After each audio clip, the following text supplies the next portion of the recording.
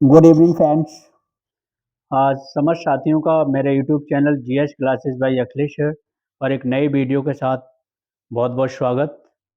और साथियों, आज अग्रिम दिन जो है वो एक नव वर्ष का शुभारंभ हो रहा है और मैं मेरे प्रति भावना एवं संवेदनाएं रखने वाले समस्त सहपाठियों को, मेरे प्रिय छात्रों को एवं देशवासियों को मेरी तरफ से नव वर्ष की बहुत बहुत बधाई एवं शुभकामनाएं।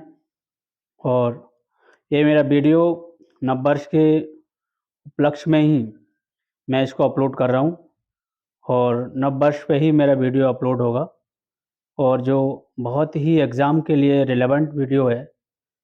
और जो मेरा एक आज का जो टॉपिक है वो कुछ विशेष जीवधारी जो सीटेट एग्ज़ाम के लिए काफ़ी अपरिहार्य होता है।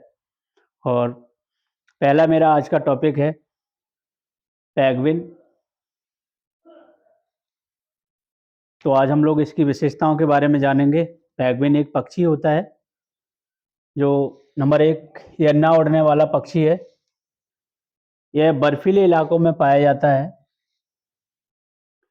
कहा जाता है कि जो पेंगुइन है वो 6 महीने तो स्थल पर व्यतीत करता है, स्थल यानी कि बर्फ पर, एवं 6 महीने महासागरों में व्यतीत करता है। नेक्स्ट, यह बर्फ पर अंडे देता है। तो यहाँ से क्वेश्चन फ्रेम हो जाता है कि उस पक्षी का नाम बताइए जो बर्फ पर अंडे देता है। तो आपका आंसर होगा पेंगुइन। नर पेंगुइन अंडों की देखभाल करता है। तो जो फादर पेंगुइन होता है, जब फीमेल पेंगुइन अंडे देती है तो फादर पेंगुइन उन अंडों की देखभाल करता रहता है। बताया जाता है कि कम से कम 1 या 2 महीने भी ये भूखा भी रह लेता है। यदि फीमेल पेंगुइन कहीं अपने भोजन की तलाश में बाहर निकल जाती है और जब तक वो वापस नहीं आ जाती, तब तक वो उनकी रखवाली के लिए अडिग होकर वहीं पे खड़ा रहता है। नंबर 2, यह समूह में रहता है। समूह में फ्रेंड्स ये इसलिए रहता है क्योंकि समूह में रहना इसकी एक कंपल्जन होती है, क्योंकि ये बर्फीले इलाकों में रह रहे हैं। तो वहाँ पर सर्दी का माहौल बहुत ज़्यादा ही होता है, जिससे कि एकत्रित रहने पर, कलेक्टिव होके जब ये रहते हैं, तो एक दूसरे की बॉडी की जो गर्माहट होती है वो एक दूसरे को महसूस होती रहती है, जिससे कि कहीं ना कहीं उसे उससे राहत होती है, वह हेल्पफुल रहती है। नेक्स्ट, यह पानी में तैर सकता है।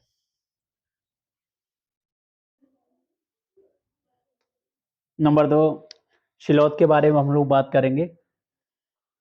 यह रात्रिचर होता है और लगभग 15 से 18 घंटे सोने का काम करता है। और बताया जाता है कि दुनिया का सबसे आलसी जीव है ये, लगभग 18 घंटे सोता है। और ये भी बताया जाता है कि कम से कम ये जो 40 इयर्स एज अपनी स्पेंड करता है, जीता है, उसका 90% भाग सोने में ही निकाल देता है। यानी कि कम से कम एटलीस्ट 36 इयर्स सोने में ही स्पेंड कर देता है। नेक्स्ट, सबसे आलसी, ये पेड़ों पर उल्टा लटक कर सोता रहता है। और क्वेश्चन यहाँ से फ्रेम होता है, उस जीवधारी का नाम बताइए जो पेड़ों पर उल्टा लटक कर सोने का काम करता है। तो क्या आंसर होगा? स्लॉथ। इसकी उम्र लगभग 40 साल होती है। यह पेड़ों के पत्ते खाता है।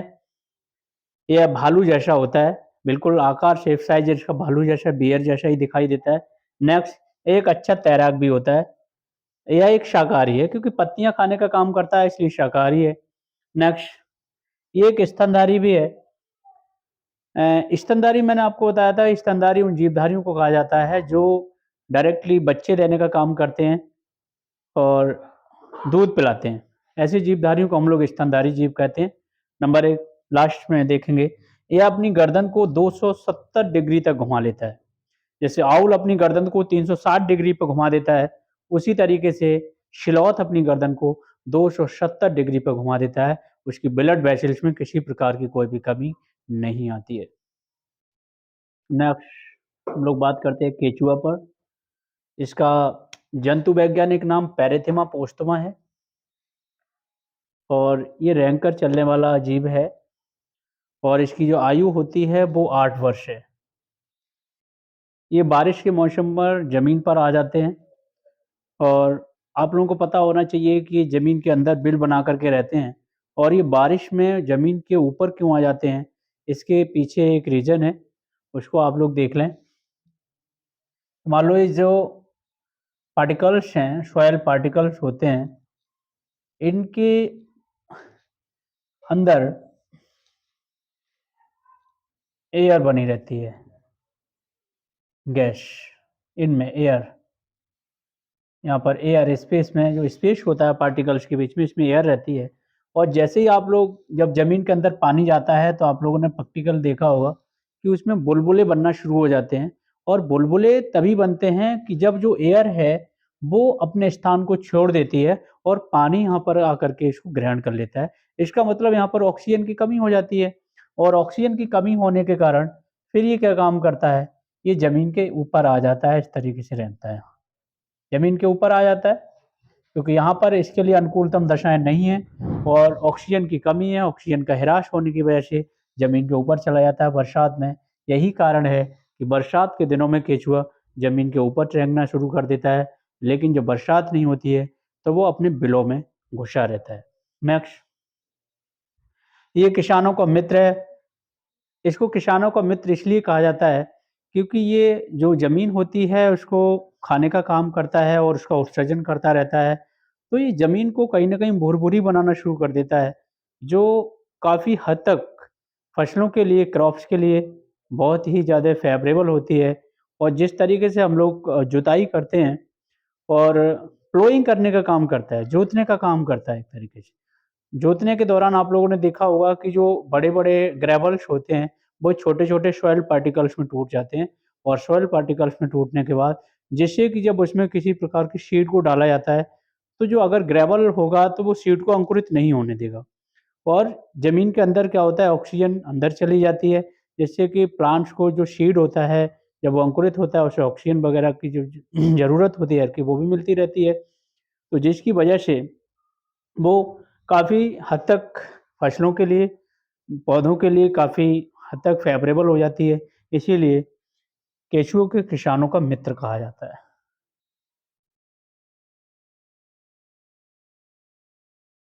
नेक्स्ट, सर्प पे हम लोग बात कर रहे हैं। साँप जो होता है, इनके कान नहीं होते हैं, लेकिन कान ना होने के बावजूद भी उनको सुनाई देता है। उसके पीछे का रीज़न ये है कि इनका जो आस-पास का जो इलाका होता है, वहाँ पर किसी प्रकार का जो वाइब्रेशन होता है, कंपन होता है, तो कंपन को महसूस करते हैं अपनी स्किन के माध्यम से। और इनके गलफड़े के पास एक अस्थि रहती है, जो उस अस्थि का संपर्क सीधा इनके ब्रेन से होता है और वहाँ से वाइब्रेशन होता हुआ सीधा इन तक ब्रेन तक जाता है। तब इनको महसूस होता है कि कहीं न कहीं अगर किसी तरीके की कोई आहट होती है, तब इनको महसूस होता है कि हाँ, मेरे को खतरा है और ये वापस लौट लेते हैं। तो इस तरीके से इनको पता लगता है, कान नहीं होते हैं इनके और कान ना होने के बावजूद भी इनको सुनाई देता है। उनके पीछे का रीज़न, उनके गलफड़े के पास पाई जाने वाली अस्थि, उसका सीधा संपर्क उसके ब्रेन से, तब उनके ब्रेन तक वो इन्फॉर्मेशन को भेजती है। इनके दाँत होते हैं किंतु ये भोजन को निगल के ही खाते हैं। नेक्स्ट, ये मांसाहारी होते हैं। इनके काटने की दवा इनके ज़हर से ही तैयार की जाती है। इनकी जो काटने की दवा होती है मोस्टली इनके ज़हर से ही तैयार की जाती है। इसके पीछे का रीज़न सर ये है कि जैसे मान लो एक जो ज़हर से एंटीजेन्स तैयार किए जाते हैं, एंटीजन, मेडिसिन को एंटीजन कहिएगा, वो एंटीजन जब हम अपनी बॉडी में उसको इंजेक्ट करते हैं, तो होता क्या है कि जैसे ही हमने अपनी बॉडी में उसको इंजेक्ट किया, वैसे ही हमारी बॉडी में एंटीबॉडी बनना शुरू हो जाते हैं। एंटीबॉडी, एंटीबॉडी यही, जैसे हमारी बॉडी में एंटीबॉडी का काम डब्ल्यूबीसी करता है और यही कहीं न कहीं बाहर से अगर आउटर साइड से हमारी बॉडी पर वायरस या बैक्टीरिया अटैक करता है, तो संरक्षण हमारे एंटीबॉडी ही करते हैं, क्योंकि डब्ल्यूबीसी एंटीबॉडी का ही काम कर रहे हैं। और जैसे ही, तो ये बहुत ज़्यादा ही महत्वपूर्ण है, जिस व्यक्ति की डब्ल्यूबीसी काम करना थोड़ा कम कर देते हैं, इसका मतलब उसका इम्यूनी सिस्टम जो होता है, प्रतिरक्षी तंत्र जो होता है, वो वीक हो जाता है, कमज़ोर हो जाता है। इसीलिए वो व्यक्ति विभिन्न प्रकार के रोगों से घिरता हुआ चला जाता है। तो नेक्स्ट, भारत में 4 प्रकार के सर्प, जहरीले सर्प हैं जिनके नाम निम्नलिखित हैं। नंबर 1 कोबरा, इसको नाग कहते हैं। दबोइया, करैत एवं अफाई। तो 4 प्रकार के जो सर्प हैं, इनके नाम मैंने यहाँ पर लिख दिए हैं। नाग, जिसको कोबरा भी कह सकते हैं, दबोइया, करैत एवं अफाई। ये बहुत ही ज़्यादा जहरीले होते हैं और ये कोबरा सर्प की अपनी एक विशेषता है नाग की, ये अपना घोंसला भी बना लेता है, नेस्ट बना के उसमें रहता है। तो यहाँ से क्वेश्चन रहता है कि घोंसला कौन-सा सर्प बनाता है? तो आप लोगों का आंसर होगा कोबरा। और जो अजगर साँप होता है, सर्प प्रजाति में सबसे लंबा साँप होता है। नेक्स्ट, सर्प भी किसानों के मित्र कहे जाते हैं, तो आप लोगों को सोचकर यहाँ पर थोड़ा आश्चर्य हो रहा होगा कि सर्प को किसानों का मित्र क्यों कह सकते हैं? केंचुआ तो होता है, लेकिन साँप कैसे हो सकता है? इसके पीछे का रीज़न ये है कि जैसे आप लोग ये देखें, जो चूहा जो होता है, वो किसानों का शत्रु होता है, क्योंकि जब किसान अपने खेत में फसल को बोता है, तो चूहा फसल को बहुत तीव्र गति से काटने का काम कर देता है और फसल को डिस्ट्रॉय कर देता है, यानी कि बर्बाद कर देता है और उन्हीं चूहों को खाने का काम करते हैं ये साँप। और चूहों को ही जब खा लेंगे ये, तो सीधी-सी बात ये है कि कहीं न कहीं जो फसल डिस्ट्रॉय हो रही है, बर्बाद हो रही है किसानों की, फार्मर्स की, तो उसको उस पर नियंत्रण लग जाता है। इसलिए सर्प को भी हम लोग किसान का मित्र कह देते हैं। नेक्स्ट हम लोग चिंपैंजी के ऊपर बात कर रहे हैं। चिंपैंजी एक बहुत ही बुद्धिजीवी या जानवर है, होशियार जानवर कहिएगा इसको। और होशियार जानवर ये इसलिए होता है क्योंकि मानव से जो मानव हमारा विकसित मानव है, जिसका जूलॉजिकल नेम है होमो सैपियंस है, उसके कम से कम 90% जीनोम मेल करते हैं। इस तरीके से मनुष्य का मस्तिष्क इतना बहुत ही समृद्ध है, उसी तरीके से उसका चिंपैंजी का मस्तिष्क भी बहुत ही डेवलप होता है, क्योंकि 90% जो जीनोम है उससे मेल करते हैं। नेक्स्ट, ये समूह में रहते हैं, इनके समूह में 30 से 80 सदस्य हो सकते हैं। नेक्स्ट, समूह का मुखिया सबसे बड़ा नर होता है, जो सबसे बड़ा मेल है, काफ़ी वृद्ध होता है, वही समूह का मुखिया होता है। नेक्स्ट, इसकी आयु औसतन ये 50 साल अपनी जीवन जीता है और ये सर्वाहारी होता है। सर्वाहारी को थोड़ा-सा समझ लीजिए, जैसे मान लो फूड चेन में ये प्लांट्स है, ये उत्पादक है, उत्पादक को मान लीजिए जैसे इसको बकरी खा रही है, बकरी को मान लो भेड़िया ने खा लिया और भेड़िया को मान लीजिए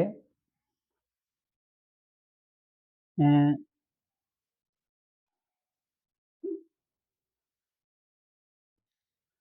अब ये प्लांट्स उत्पादक होता है, ये प्राथमिक उपभोक्ता हो जाएगा,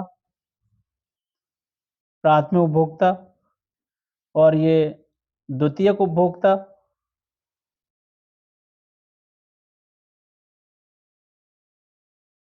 नेक्स्ट, यहाँ पर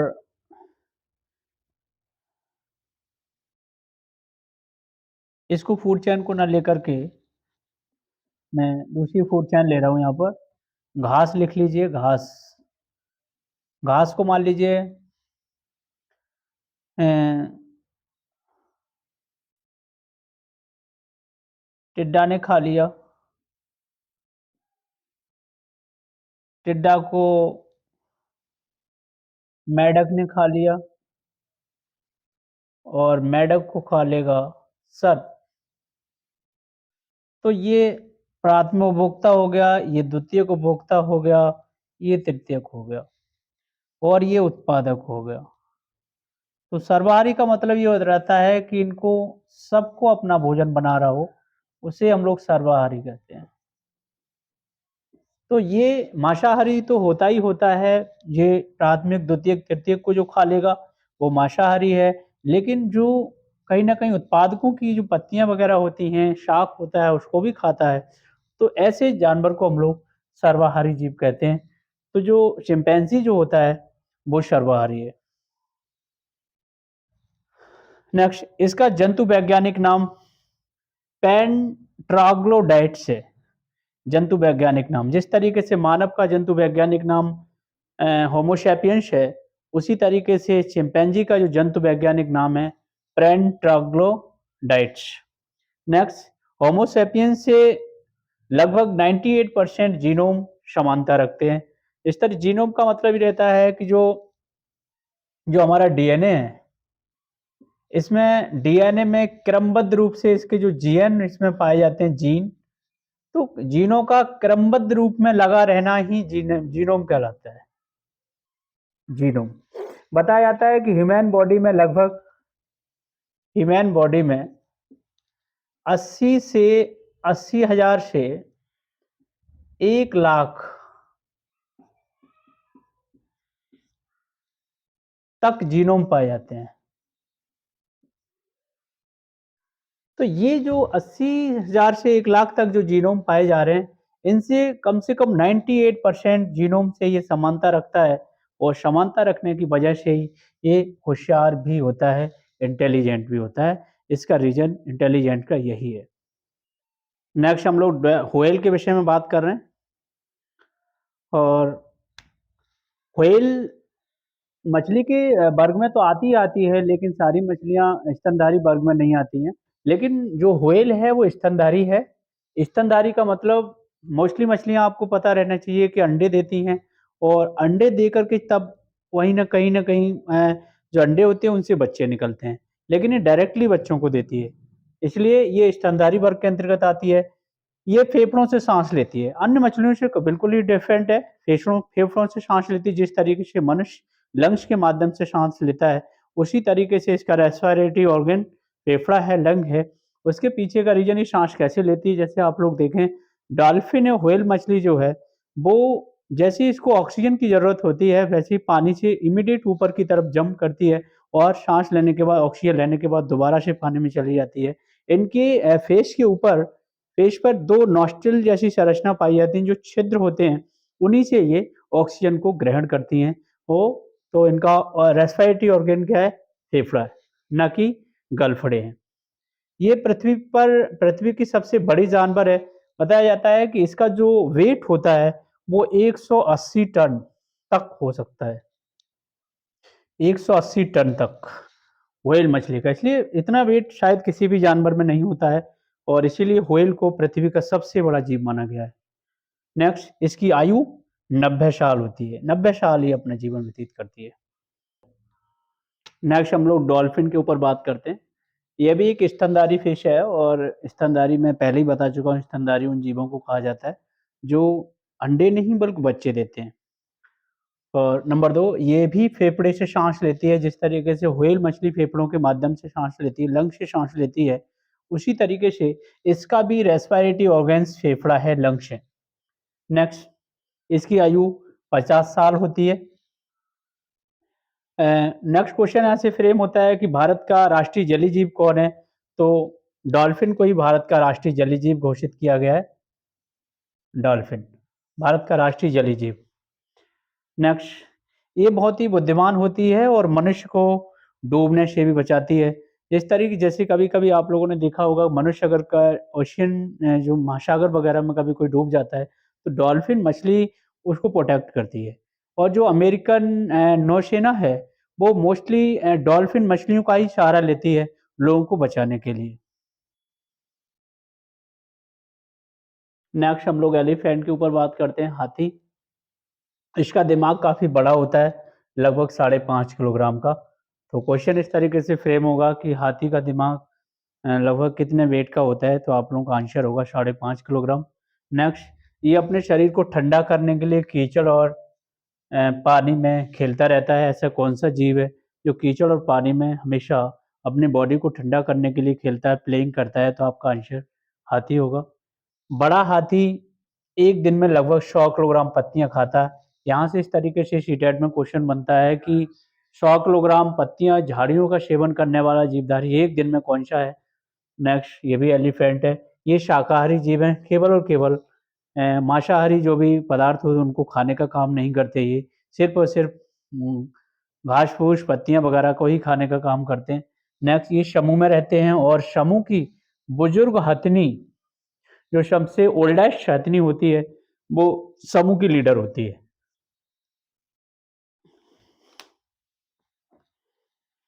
न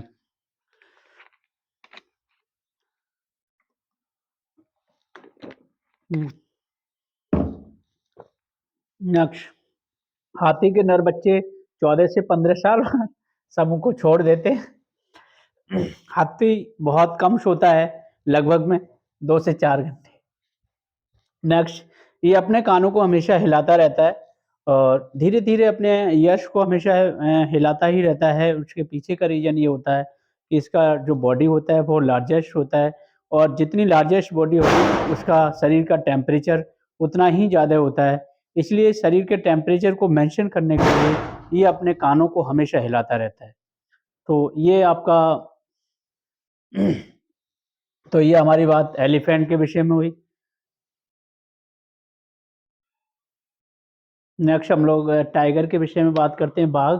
ये हमारा राष्ट्रीय पशु है और भारत का राष्ट्रीय पशु कौन है? तो बाघ। इसके शरीर पर पीली और काली धारियाँ होती हैं।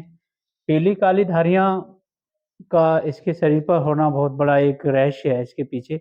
जिस तरीके से आप लोग देखिए जो आर्मी के सोल्जर्स होते हैं, उनके कपड़े गवर्नमेंट के द्वारा इसी तरीके के बनाए जाते हैं जिससे कि वो घास वगैरह में जो झाड़ियाँ वगैरह हों, उसमें अगर वो छुपे हुए हों, हिडन हों, तो वो कहीं दिखाई ना दें। उसी तरीके से क्या होता है प्रकृति ने भी इनकी बॉडी पर पीली एवं काली धारियाँ बना दी हैं, जिससे कि अगर ये अपनी शिकार की तलाश में कहीं पर हैं, अगर छुप जा रहे हैं झाड़ियों में, तो जिससे कि हंटिंग को आसानी तरीके से आसानी पूर्वक कर सकें और ये दिखाई ना दें। इनका जो जीने का वर्ष होता है वो 26 साल ये अपनी उम्र को जीते हैं। नेक्स्ट इसका एक सबसे बड़ा महत्वपूर्ण एक फीचर है कि अपनी मूँछों की मदद से रात्रि में ये शिकार को ढूँढ लेते हैं, है ना? ये मूँछों की मदद से रात्रि में जहाँ भी शिकार होती है उसको ढूँढ लेते हैं। ये सबसे बड़ा इसका एक महत्वपूर्ण विशेषता, ये अंधेरे में मनुष्य 6 गुना ज़्यादा देख सकता है। कितना गुना ज़्यादा? 6 गुना ज़्यादा। समूह में बाघिन समूह की नेता होती है। ये समूह में इसके बाघिन और इसके बच्चे रहते हैं। तो जो समूह की नेता होती है, जो लीडरशिप करती है, वो बाघिन होती है। नेक्स्ट इसके बच्चे का वज़न पैदा होने के समय आधा किलोग्राम से डेढ़ किलोग्राम तक होता है। नर बच्चा जो होता है वो 2 से 3 साल बाद समूह को छोड़ देता है, उसको पलायन कर जाता है, दूसरे क्षेत्र में जाकर के रहना शुरू कर देता है, लेकिन समूह में ग्रुप में वो नहीं रहता है। ये अपने मूत्र की सहायता से अपने क्षेत्र को पहचान लेते हैं। तो साथियों आज हमने आप लोगों से कुछ विशेष जीवधारियों के विषय में यहाँ पर चर्चा की और अगर आप लोगों को मेरा ये वीडियो पसंद आया तो ज़रा प्लीज़ मुझे कमेंट करके बताएँ और उससे पहले मेरे चैनल को आप लोग ज़्यादा से ज़्यादा लोगों के बीच में शेयर करें, चैनल को सब्सक्राइब करें, जिससे कि मेरा कॉन्फिडेंस लेवल हमेशा इंक्रीज़ रहे। और इन्हीं बातों के साथ मैं आज पुनः अगेन आप लोगों को नववर्ष की ढेर सारी बधाई दे रहा हूँ। जो लोग मेरे प्रति संवेदनाएँ वगैरह रखते हैं उनके लिए मेरी तरफ से नववर्ष की बहुत सारी बधाई, उनके पेरेंट्स को और मेरे जो प्रिय छात्र एवं छात्राएँ, इन समस्त लोगों को मेरी तरफ से नववर्ष की बहुत सारी बधाई।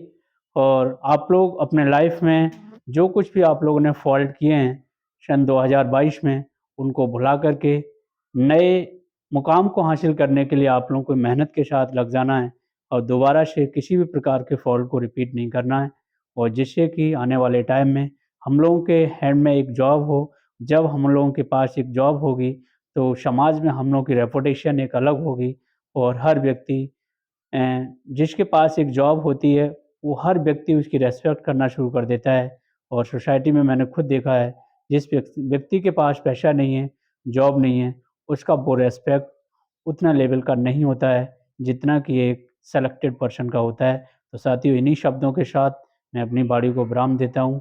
Thanks a lot.